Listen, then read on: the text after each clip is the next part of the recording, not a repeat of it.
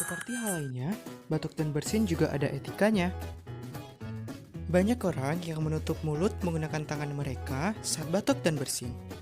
Niatnya baik, tapi belum tentu benar. Kuman dan virus sangat mudah berpindah dari mulut ke tangan kita, dan tanpa kita sadari dapat menyebar melalui sentuhan bahkan pejabat tangan. Lalu, bagaimana sih cara batuk dan bersin yang benar? Yang pertama, gunakan tisu atau sapu tangan untuk menutup hidung dan mulut saat batuk maupun bersin.